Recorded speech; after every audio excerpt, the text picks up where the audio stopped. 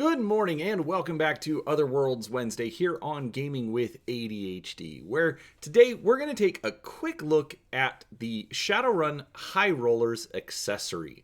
Now, this is a set of 20 dice for use in your games of Shadowrun, whether it's 6th World or any other edition for that matter, because let's be honest, it's a whole bunch of D6. But these are specialized a little bit because they feature some of our favorite mega corporations from the 6th World.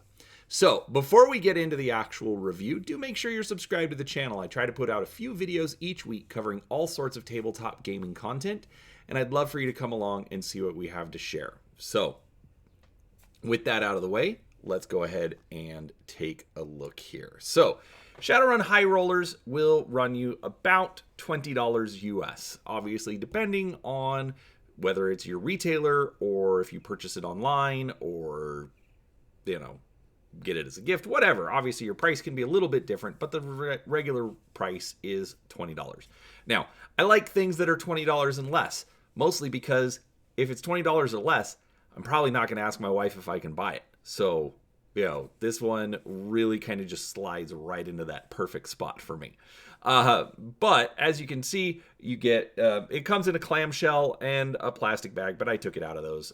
Basically, this is the package that you're going to be looking for, and just has a little bit of, packaging information. It does tell you which corporations are included. Ares, As Technology, Mitsuhama, Cider Krupp, and Spinrad Global. But who cares about packaging? We want to see the dice.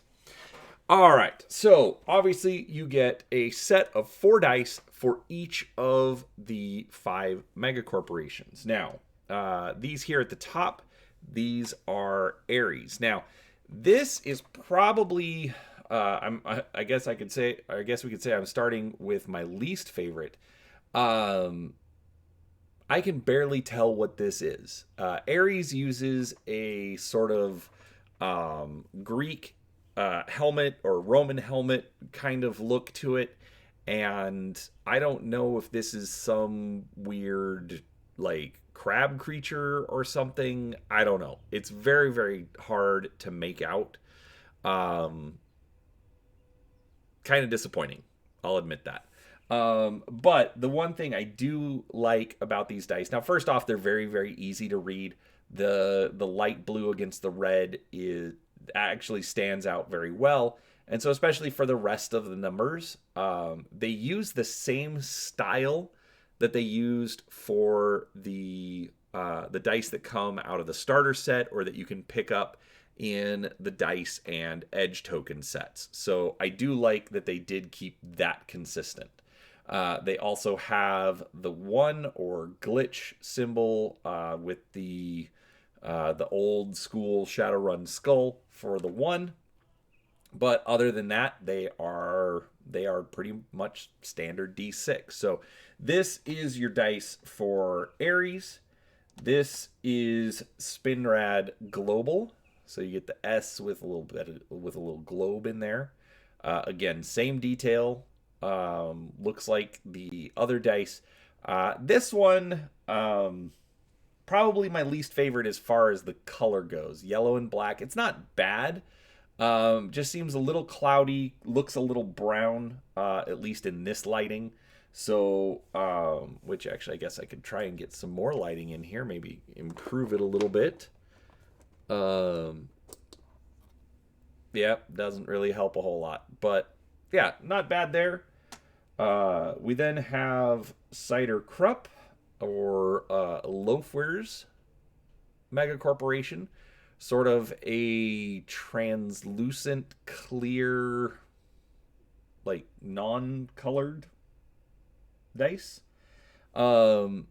The paint is a little thin in spots, not enough that I'm going to complain about, but definitely has some production issues. Like you can see some missing paint in the 3 there. So these all have a few flaws. There are definitely some issues. Like Here's as technology, and you can kind of see that the yellow didn't sit very well. So you have some of the green from the dice coming through. Otherwise, they look fine. The yellow is very bold. As someone who paints miniatures, yellow paint is a pain to work with, and even with the flaws, it looks fine. It looks fine from the 3-foot table rule. So they're not perfect, but definitely not complaining. Or I wouldn't be returning them trying to get replacements. Let's put it that way. And then we've got Mitsuhama. White on a light blue dice. Pretty nice. Overall, the paint's gone in pretty well. Little bit sloppy on like this 4 here. You can kind of see it along the edge. Not the greatest, but again, I'm not going to complain. So overall, this will just be fun to have a little bit of variety in the dice. I do like that. I thought it was a fun idea to pick the mega corporations to make the dice out of. I do hope that we actually get a second set of dice. Although I'll be honest, I'm not very hopeful for it. But to get a second set where we can get Evo, Horizon, Renraku, like leaving Renraku out, I think is kind of an oversight. Shiawase and Wuxing. I'd like to see all of those get their own set of dice. I would absolutely buy a set of those, just because it would make me happy to have more dice. Personally, I think I know I have the starter set plus a couple of the dice and token packs, so I'm definitely not going to complain about more dice for Shadowrun. So, overall, dice are dice. So it really comes down to, do you want more dice? If you want more dice, I'd absolutely recommend picking these up at about $1 a piece for custom engraved dice.